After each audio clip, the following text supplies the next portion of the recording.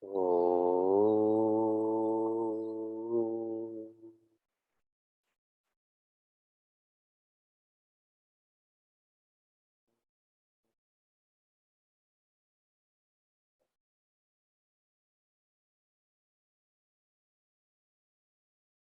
Oh.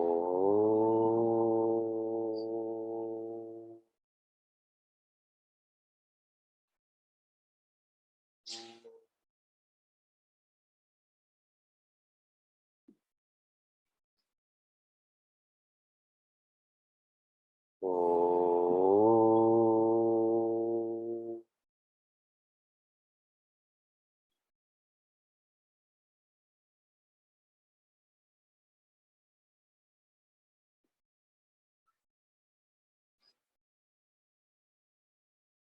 Welcome to Meaningful Mornings.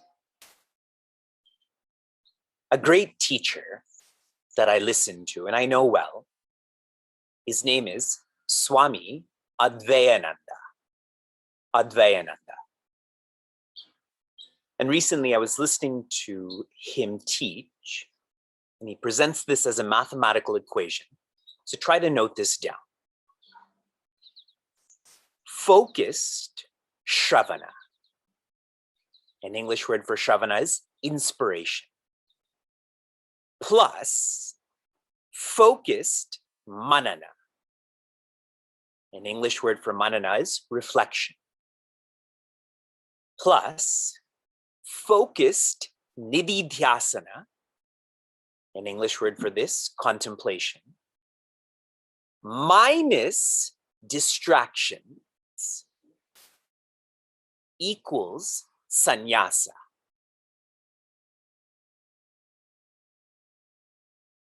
We are often taught that sannyasa is a stage of life. So we associate this with the age of the body or the age of our relationships. What Swamiji is teaching is that sannyasa is not a stage of age, it is a stage of the mind. Meaningful Mornings, our community is a support group to ensure that this subjective science is being made subjective. We are all living in an ashram if we wish to. We are all sannyasis if we wish to. And this is why I've started to teach outside. It's like we're in the aranya, correct? In the jungle together. As you can hear, a weed whacker, and I'm using Wi-Fi.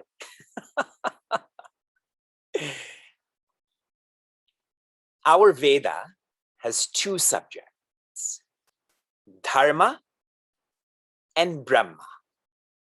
The beginning subject is Dharma, the advanced subject is Brahma. Changing this into more personal words, Dharma is opportunity. Many times I've used the word responsibility, but we're reluctant towards our responsibilities. So feel this as opportunity. When one follows the opportunity, this leads to the advanced subject, which is infinity. Opportunity to infinity. When one subjectifies, personalizes, internalizes the advanced subject of infinity, then one is no longer a searcher or a seeker. One is life. Life is joy. Yesterday, I used a different framework. Opportunity, that is the right actions. Infinity, that is the right Atman, that which you feel is the closest. Life, the right Ananda. And Ananda, that is independent. In the language of Bhagavad Gita, karma, yajna, leads to jnana yoga, which leads to Sthita prajna. Step 1, step 2. Step 3 is not a step, is a plateau. This is the word I used yesterday. We are exploring what our future will be. That future could be the next moment, it could be the next year. Let it not be the next lifetime, though. Prince Arjuna asks, how does the Sthita Prajna think? Sri Krishna responds, they are content. Going into my notes, we studied verses 56 to 69. That is 14 verses in 1 hour with Swami Tejomayananda. And we're exploring the same in a much more internalizable way. And why Swamiji, why Guruji took little time to go through verses 56 to 69, because they're all expressions of that same contentment. First, foremost, final sign of one who is life is they're joyous, they're content. The second question, how does the Sthita Prajna speak? They speak with balance, they speak with independence, they speak with fearlessness, and they speak with acceptance. Question 3, how does the Sthita Prajna sit? They sit with discipline. You have all heard the phrase, use it or lose it, correct? And whenever we say that in an aggressive way, use it or lose it. Yesterday, I was picking up Vyasa from daycare, and the person driving in front of me was driving 30 kilometers an hour in a 60-kilometer zone. So I honked, just a love honk, that I love you, but you're driving in an unsafe way for you and for me. And she was not happy. She was using a lot of her organs to describe me in an unpleasant way. And Vyasa was asking me, what is she doing with her hands? Why is she so angry? Use it or lose it when it comes to the road, most definitely when it comes to the senses. We think of sense discipline as not using the sense organs. That is only suppression. Another term for this is smashana vairagya. For anyone who's been to a smashana, which is a burning ground, or even a funeral, after you go to this more somber experience, we don't feel like going to a restaurant. We don't feel like staying up and watching shows. For how long? Right?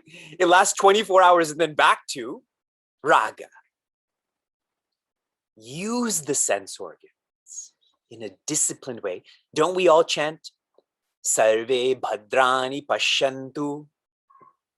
Let my eyes see that which is noble. Continuing with how does the Sthita Prajna sit? Continuing with the virtue of discipline. We now get into verses 62 and 63, which are very popular verses. We've heard it, we reference it. I'm going to orient us a little bit more before we study this. Verses 62 and 63. Shri Krishna is trying to present to Prince Arjuna a seeker who is practicing Dhamma. Dhamma means having a calm body, but they don't have Shama, which means they don't have a quiet mind. Calm body, but no quiet mind, which really means they don't have a purpose to their body being calm. They don't understand why their body should be calm. Guruji, Swami Tejomayananda, had shared. When it comes to athletics, now so much talk is going on about the Olympics. When it comes to athletics, a primary requirement is physical fitness. Physical fitness. When it comes to spirituality, a primary requirement is sense direction. Direction involves purpose and understanding. Yes, like a car, a steering wheel, a driver. Dhyayato vishayan pumsaha sangasteshu pajayate sangat sanjayate kamaha kamat krodo bijayate. And I don't have to elaborate on this. Shri Krishna has written this verse about all of us on July 9th, 2021. He could see in the future. Here's the technical translation. Dhyayataha, which means distraction. Distracted by what? Vishayan, sense objects. Pumsaha, such a person. What happens? Sangaha teshu upajayate. From this distraction, upajayate, what is born is sangaha, which means attachment. If there's distraction, then there will be attachment. Third quarter, sanga. From this attachment, sanjayate, what arises? Kama, which means desire. Distraction causes attachment, and attachment causes desire. Fourth quarter, kamat, from this desire, abhijayate, what comes? Krodaha, which is anger. From desire comes anger. This is the first 4 rungs in what is popularly known as the ladder of fall. Distraction, attachment, desire, anger. Marginally sharing more, then you have a whole weekend to reflect on this before I complete this thought on Monday. Why would one be distracted? If I asked all of you, we would say, I'm just distracted. That is not a valid reason that I'm just like this. We are distracted because we feel incomplete. Another word for that is we feel unhappy. Another word for this is we feel insecure. Have you ever observed when you're insecure that you're more fidgety? You look around more, try to be included more. But if you feel secure, if you feel happy or complete, Jomo, I'm not missing out on anything. This propels attachment. In this framework, attachment can also be known as projection. Projection. When I feel incomplete, where do I project completeness? In articles, beings, and circumstances. Whatever I project this completeness onto, what comes next? Desire. That I need this. And really we want this, but we translate that or justify this as we need this. In our community call in January and February, I explained the symptoms of having a desire or succumbing to desire. In a light sense, one is restless. In a deeper sense, there is a forgetfulness. So if you feel restless, if you feel this forgetfulness about that which is important, it's because of desire. And then desire expresses as anger. And I can share 1,000 mornings just on anger. So can you.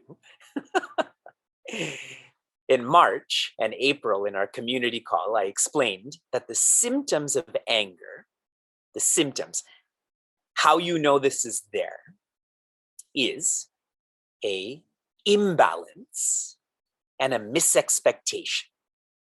If you're feeling imbalanced or there's a misexpectation, you with an article, you with a being, that's all due to anger. Do personalize verses 62 and 63 more than the typical verse. We have to know how we're falling so that we know how to climb back also. From inspiration to application, your application yesterday was to feel that God lives in your heart, that God is going to direct your senses. How many of you tried this? How was your day?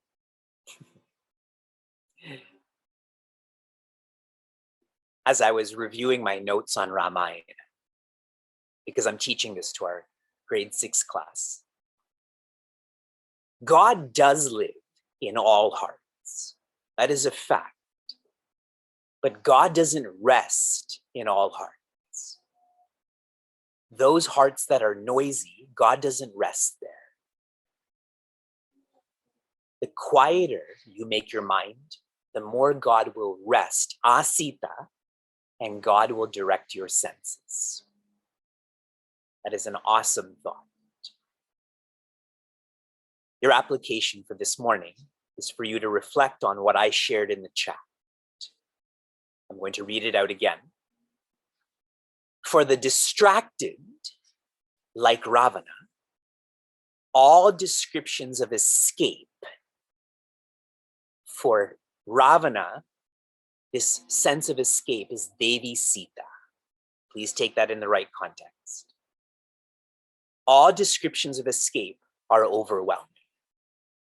Reflect on that until we complete the ladder of fall. Shanti, Shanti, Shantihi. Be safe, be sound, be serene, be happiness.